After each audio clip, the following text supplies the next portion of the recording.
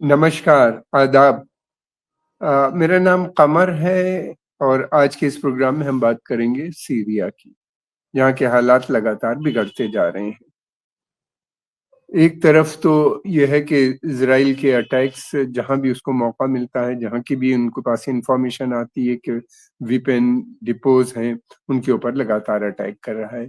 या उन नेशनलिस्ट ठिकानों पे और अड्डों पे भी, जहाँ पे जो नेशनलिस्ट अरब नेशनलिस्ट हैं वहाँ पे, जो इज़राइल के खिलाफ हैं, उनके खिलाफ भी वो लगातार अ, अटैक की खबरें आ रही हैं। अ, उसकी जो बेसिक पॉलिसी है इज़राइल की सीरिया के अंदर, वो ये चाहता है कि न तो जो इस्लामिक फोर्सेस जिन्होंने कब्जा किया है बड़े इलाके पे, उनको वो ताकतवर बन सके, और ना ही इस्लामिस्ट के अलावा नेशनलिस्ट जो प्रो अरब हैं, एंटी इज़राइल हैं, उनको ताकत पहुंच सके। इसलिए वो वेपन सिस्टम को डिस्ट्रॉय कर रहा है, और कोशिश ये भी है कि उनके लीडरशिप या कोई बहुत स्ट्रांग लीडर भी ना इमर्ज करने पाए। उसकी बहुत शक्ति है सीरिया के अंदर, वो जो चाहे कर सकता है। 20 किलोमीटर दूर तक दमिश्कस जो उसका कैपिटल है वहां पे है, और फिर यह है कि माउंट हर्मन उसके कब्जे में है, जो कि गोलान हाइट के ऊपर है, पहाड़ियां हैं, और इन पहाड़ियों की वजह से उसको जो विजिलेंस है वो पूरे क्षेत्र में कर सकता है, सीरिया के भी और लेबनान के भी और दूसरी जगहों पे भी। जो हिस्सा उसने कब्जा किया है गोलान हाइट्स का, बाकी हिस्सा, उसमें उसका कहना यह है कि वो जो वहाँ की पॉपुलेशन है उसको वो दुगना वहाँ पे कर देगा, यानी नई बस्तियां भी, यहूदी बस्तियां भी बसाई जाएंगी। अब दूसरी तरफ इजराइल का जो मकसद है, गोल है, वो ये है कि हिजबुल्लाह को लेबनान के अंदर और कमजोर करना, और उनको दोबारा से शक्तिशाली नहीं बना देना। लेबनान के अंदर भी उसका इनके खिलाफ लगातार वो चल रहा है।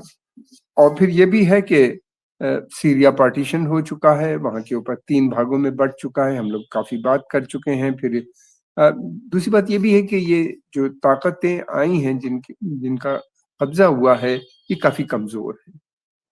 ये इजराइल से लड़ भी नहीं सकती, और ये खुद भी कह रहे हैं कि हम इजराइल के साथ कोई लड़ाई नहीं लड़ेंगे, हम बातचीत करेंगे उनसे, और या हो सकता है कि रिकॉग्नाइज भी करें, क्योंकि ये इजराइल की मदद उनको काफी हासिल थी पहले भी, जब वो लड़ रहे थे असद रिजीम के खिलाफ। मैं एक बात यहाँ कहना चाहूंगा कि असद की रिजीम भी कोई बहुत अच्छी रिजीम नहीं थी, और बाद में तो वो बिल्कुल बैंकरप्ट हो गई थी, कोई रेवेन्यू नहीं था। और उसके जब से 2011 में पीसफुल रेवोल्यूशन हुआ, फिर उसके बाद ये हुआ कि इस्लामिस्ट आ गए, तो इस्लामिस्ट ने भी बहुत बर्बादी की वहाँ के ऊपर। ये दाइश जब खिलाफत कायम की, और फिर धीरे धीरे हुआ ये कि उनके पास रेवेन्यू इनकम स्टेट की बिल्कुल धीरे धीरे खत्म होती चली गई थी, यहाँ तक कि सैलरी देने को नहीं थी आर्मी के लोगों में, और आर्मी के लोग डिजर्ट करना शुरू कर गए थे, बहुत से तो बिक भी गए थे जॉर्डन में।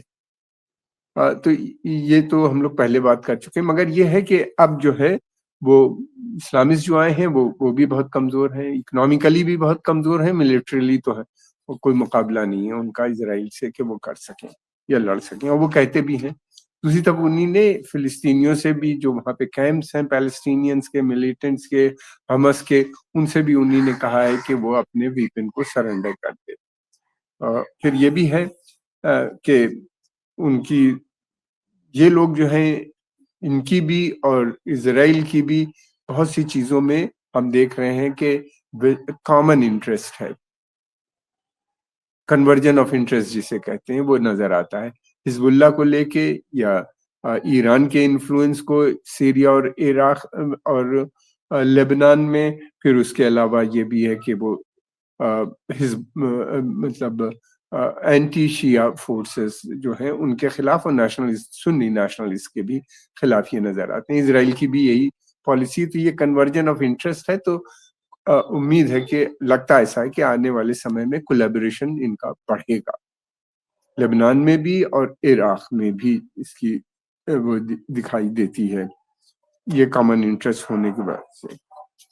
कहाँ तक कामयाब होंगे ये तो कहना मुश्किल है, लेकिन पावर बहुत है इजराइल की, इसलिए इजराइल इनके पीछे है, इसलिए اسرائیل کا مقصد تو ضرور پورا ہوگا لیکن سیریا کا نہیں ہو پائے گا. دوسری طرف عربوں کے پاس بھی کوئی پاور نہیں ہے کہ سیریا کو دوبارہ سے یونائٹ کر سکیں. یعنی عرب گورنمنٹس، ان کے پاس سینا نہیں ہے کہ وہ یونائٹ کر سکیں. یہی نہیں بلکہ وہ زیادہ تر گورنمنٹس اب اچھے ریلیشن بنانے کی کوشش کر رہی ہیں کیونکہ وہ پرو امریکن ریجیمز ہیں، چاہے یو اے ای ہو یا قطر ہو یا اور بھی بہت سے، بحرین ہے، اور بھی سبھی ریجیمز جو ہیں وہ پہلے سے اسد کے خلاف تھے. اور ان کنٹریز کی جو فارن پالیسی ہوتی ہے وہ امریکن فارن پالیسی سے اپنے کو جوڑ کے چلتے ہیں.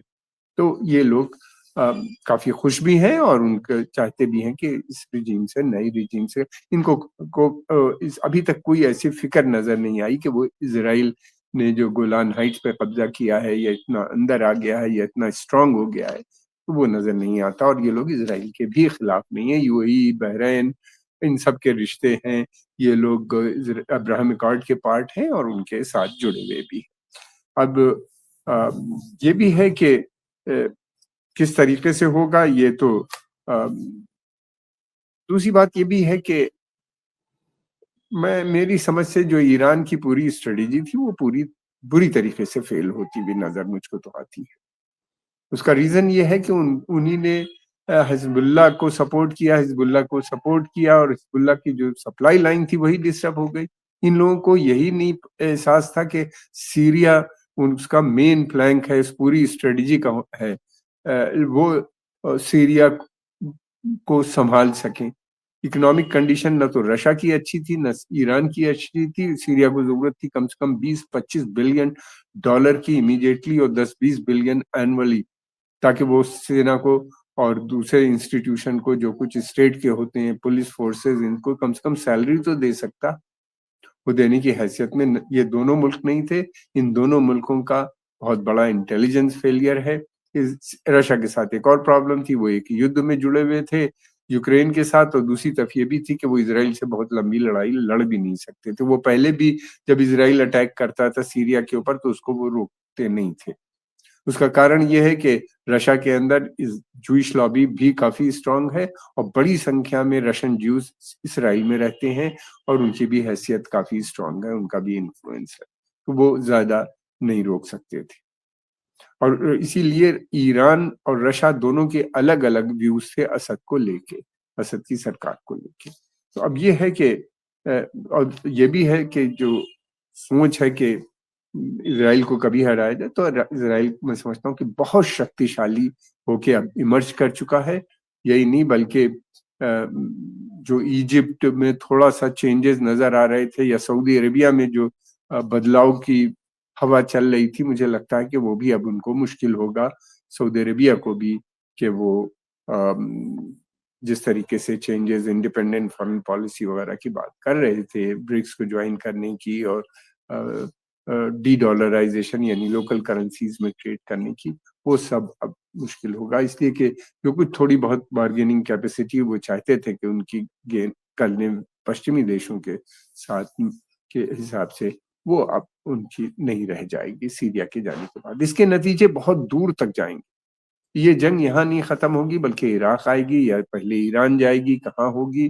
ایران کے پاس کیونکہ دو چیزیں بہت ہیں، دو ایک چیزیں ہیں جس کی وجہ سے اس کے پاس ابھی بھی بارگیننگ کی چھمتا ہے کہ وہ آئل سپلائی کو ڈسٹرب کر سکتا ہے. تو اس لیے امریکن کئی بار سوچیں گے اس کے اوپر اٹیک کرنے کے لیے. اب ٹرمپ صاحب کا پتہ نہیں ہے ابھی پاور میں آئیں گے. یہ سوچنا کہ ٹرمپ صاحب انپریڈکٹیبل ہے یہ غلط ہے. امریکن اسٹیبلشمنٹ جو ہوتا ہے وہ طے کرتا ہے. اگر اس نے طے کر رکھا ہے کہ کسی بھی حالت میں ایران کی رجیم کو گرانا ہے، چاہے تیل سپلائی ڈسٹرب ہو یا نہ ہو، تو وہ ضرور ویسا ہی کریں گے. امریکن پالیسی ایک بہت بڑے سیٹ اپ سے پاس ہو کے آتی ہے، بہت سے انسٹیٹیوشنز اس میں انوالو ہوتی ہیں، اس میں ایک آدمی کا رول بہت بڑا نہیں ہوتا. تو پریزیڈنٹ آتے ہیں چلے جاتے ہیں، فارن پالیسی نہیں بدلتی. تو اس وجہ سے یہ سوچنا کہ کیا ابھی کہنا جلدی ہوگا کہ کیا ہوگا، ہم لوگ کو کچھ اور سمے تک ویٹ کرنا چاہیے. اور امید اس بات کی ہے کہ اسرائیل کی جوئش لابی وہاں پہ بہت پاورفل ہے، وہ چاہتی ہے کہ ایران کو بھی اسی اس کے ساتھ دور کے ساتھ اس کی جو انفراسٹرکچر ہے یا اس کا جو اکنامک ایسٹ ہے، ملٹری ایسٹس ہیں، ان کو دھوست کر دیا جائے تاکہ ایران انٹرنلی اپنے مسئلوں میں پھنس جائے۔ تو اسرائیل کی بہت شکتی ہے امریکہ کے اندر، اب دیکھنا یہ ہے کہ کس کو کامیابی ملتی، کیا اسرائیل فورس کر پائے گا یا یہ بھی آنے والا سمے یہ بھی پتہ۔ ہم آپ کے آبھاری ہیں، آپ نے سمے نکال کے دیکھا۔ اگر آپ کو پسند آیا تو اس کو لائک کیجئے، سبسکرائب کیجئے اور پروموٹ بھی کیجئے۔ ہمارے بیچ میں ایک پروگرام مس ہوئے، اس کا کارن یہ تھا کہ ہم اپنے گھر چھٹی پہ آئے ہوئے ہیں آج کل۔ آپ کا دھنیہ واد۔ یہ پروگرام بھی میں گھر ہی سے دے رہا ہوں۔